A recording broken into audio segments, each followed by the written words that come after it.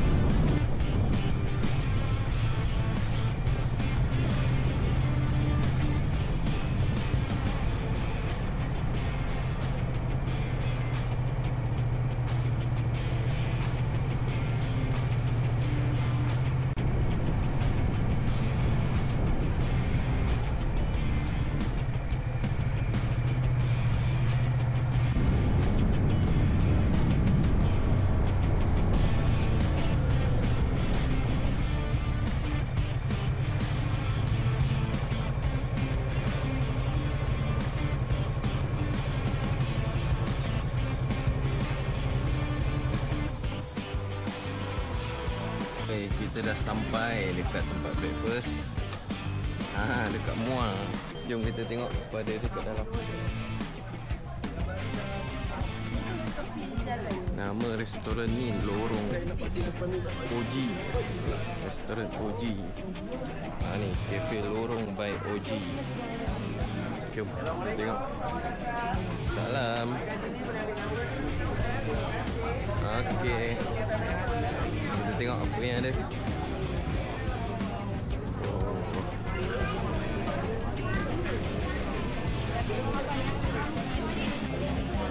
Okey, sampai je ambil nombor dulu. Lepas tu cari meja. Duduk dulu, nanti dia datang order. So, kedai dia nice juga asalnya dia buka kedai dekat bandar. Tapi lepas PKP dia tutup kedai dan dia start buat dekat rumah. Jadi sampai sekarang lah dia berniaga dekat rumah. Alhamdulillah rezeki dia. Jom kita tengok daripada luar kedai dia. Ni daripada kedai. Daripada luar kedai dia. Dekat rumah je dia buka. Alhamdulillah ramai orang. Macam-macam menu ada. Mi rebus, mi kari, sate, kuih-kuih ada. Soto sumbat, tahu sumbat. Macam-macam ada. Boleh singgah sini. Nama kedai dia Cafe Lorong by OG. Lupa pula nak ambil gambar video makanan. Dah settle barulah teringat. Okey, kita pun nak gerak balik Seremban. So sampai sini je video. Kita tengok video next ride kita ke mana pula. Bye bye.